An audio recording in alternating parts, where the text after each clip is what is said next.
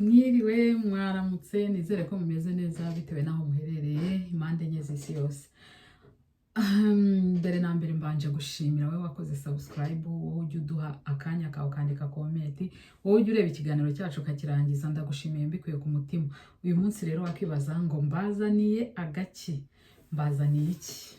Ndabazaniye agahishe kakantu kari mu gaseke gapfundikiye, ko kagiye gupfundukiraho. Ndazi neza ko agiye guhura n'ikintu gikomeye cyane. Ndagushimye cyane muntu wowe uri ukudukurikirana hirya no hino. Ni ukuri sinzi uko nabivuga, sinzi ishimwe navuga, mbega umutima wanjye wuzuye amashimwe, umutima wanjye wuzuye ibyishimo, kandi byose biri kuri mwebwe. Mwebwe buri wewe wafashe umwanya wo kunkurikira mu byo mba ndi gukora, wowe wafashe umwanya wo gukora subscribe. Ubwo rero uyu munsi wa none ikintu nje ngo tuganireho ni ikintu abenshi bajya bambona nihishe mu gatambaro nambaye amawigi, ariko uyu munsi iriya misatsi y'abazungu niko twayita, ariko uyu munsi wa none naje gutya n'utuvi twanjye n'agatwe kanjye. Ubwo rero wakibaza ngo gute umuntu wacu bimeze gute, ariko uko bimeze neza cyane, ndashima Imana. Uyu munsi rero nshaka kubabwira ikintu cyiza ngiye kubazanira muri uyu mwaka, kandi aho umerere hose umwaka mushya nyikibibuka, umwaka mushya muhire kuri buri muntu wese. Imana y'amahoro ibaha umugisha, ikomeze kubaba hafi mu byo mukora byose, mu bitekerezo byanyu byose, ijye ibaba hafi ibakomeze. Ni ukuri nicyo nabifuriza, ngo uyu mwaka uzababere w'ibyishimo, uzababere buri kimwe cyose mwifuza mu buzima bwanyu kizakoreke. Rero impamvu ubona uyu munsi imeze gutya, nshaka kukubwira ko uyu munsi hagiye gutangira ikintu. Abenshi banzi mfite imisatsi myinshi miremire, ariko kenshi na kenshi ngiye buri mwaka rimwe na rimwe njya nkunda kwiyogoshesha, kandi noneho uyu wo niyogoshesheje mfite gahunda. Nari mfite gahunda y'ikintu nashaka kwerekana, kandi nacyo cyangira umumaro, nka kwa kundi naberetse ibyo kunywa bamwe bakaba barambwiye ko biri gukora. Rero niyo mpamvu naje noneho kugira mbereke umusatsi ngiye gutangirana, ndetse nzabereka naho nari nikoreye uruhara nyaruhara, kuko nararuharuye nkumaraho gukuraho gutya nuko watangiye kumera. Niyo mpamvu mubona noneho mweho n'agatambaro ngo mubirebe. Ariko ahanini ntago muzengureho mubirebe, ahubwo ahanini ikinzanye nicyo ngiye kubabwira tugiye gukora, kandi gikomeye kizanezeza abantu benshi. Umuntu tugiye gutangirana ufite amahirwe akomeye, wowe mudamu, umukobwa ufite umusatsi uvungagurika, ndetse n'abasore bamwe harimo abatereka imisatsi mu bayikunda. Wowe mudamu ufite umusatsi uvungagurika, ufite umusatsi udakura, uhora ku rugero rumwe utajya uhinduka n'umunsi n'umwe, nakubwira ngo dutangirane dukomezanye uyu mwaka, byibura 2025. Nzi neza ko uzagaruka uje kwandika muri comment ko ibintu nakoze byari byiza cyane, ngomba kugushakira ikindi kintu. Nshaka kukubwira ngo tugiye gukora amavuta yo mu mutwe, ibintu byo mu mutwe bikuza imisatsi yihuse, bituma imisatsi igaragara neza, izamuka. Umusatsi, hari ukuntu umuntu aba afite udusatsi niyo twaba ari tureture ariko nta mbaraga dufite, ugasanga tumeze nk'utwoya. Ibyo bintu rero ndashaka kubikuraho. Ndashaka kubaha imisatsi ibyibushye, ndashaka kubaha imisatsi iba miremire byihuse, ndashaka kugukorera ikintu cyitwa umusatsi, ku buryo uzavuga ati uyu niwe muntu wa mbere udukoreye ibintu bigendanye n'umusatsi. Ku buryo buri mezi abiri nidushaka tuzafata metero tujye dupima, buri mezi abiri dupime aho tugeze ku kigero turiho, kuba tuzatangirana byibura buri cyumweru n'ibirungo kwita ku musatsi.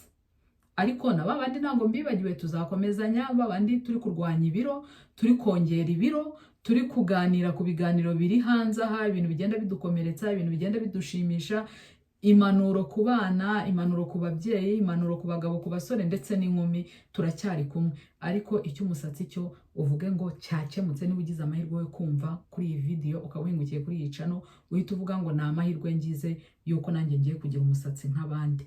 Ni ukuri ndabikwizeza, ntago nje hano nje kukubeshya, kuko ibi tuba dukora ni ibintu n'umwuzukuru n'umwuzukuruza bazasanga. Niyo mpamvu nje kukubwira ngo umbabarire amaso yangurize, ujye unguriza amaso yawe. Nibyo dukora.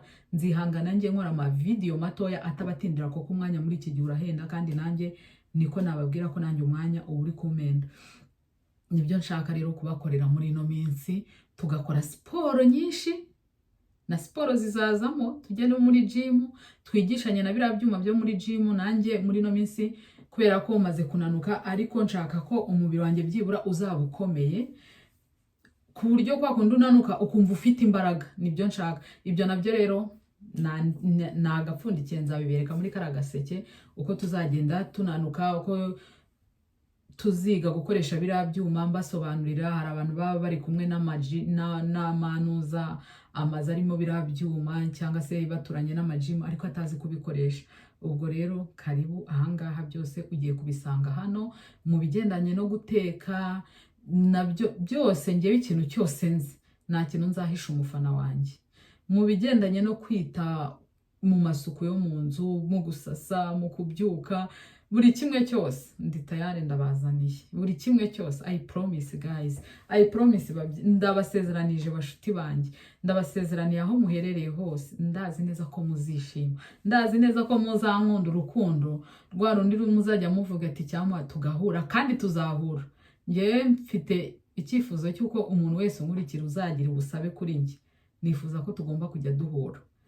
Bishobora gutinda ariko birashoboka ko tuzahura.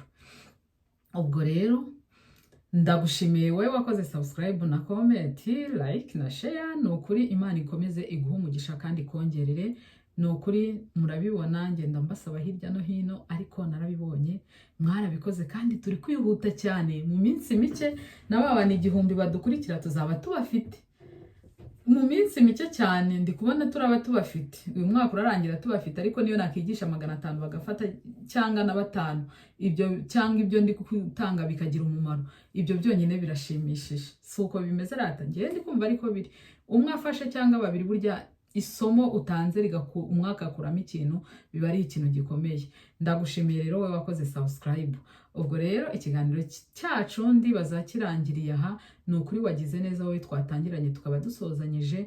Ngerageje gukora video nayo kandi nazo tugiye kujya tugerageza gukora. Ntago nzongera kujya nkora mvuga, nzajya mvuga ku mwanya wa mbere, wa kabiri noneho ngaruke mbabwira bya mubona, ariko nabikoze mubireba byose. Ntago nzajya mbibahisha, ariko tudatinda bimwe tubyihutishe kuko muba mwabibonye. Ntago ari ngombwa mubwire ngo ngiye kubishyira mu mashini, ngo ndi kuyungurura, ngo ndi kugira gutya. Biriya byose nasanze tuba turi gutesha abantu umwanya.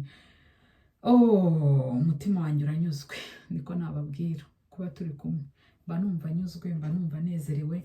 Rega ahantu turuhukira, naha turaharuhukira. Iyo tubonye abo tubwira bari hirya no hino, tukabona umuntu umwe cyangwa babiri baduteza amatwi, twumva twishimye. Umuntu wanjye ihangane, mugenzi wawe ukwegereye nashaka kukuganiriza jya umuha umwanya, muvugane, umuganirize, akubwira ibyo atekereza, bizamufasha kandi nawe bizagufasha. Wakoze cyane rero kudukurikirana, uwo twatangiranye tukaba dusozanyije. Imana y'amahoro iguha umugisha ukiri hano ku isi. I love you, ndabakunda cyane, murabizi, murambibabwira, ndabakunda. Bye.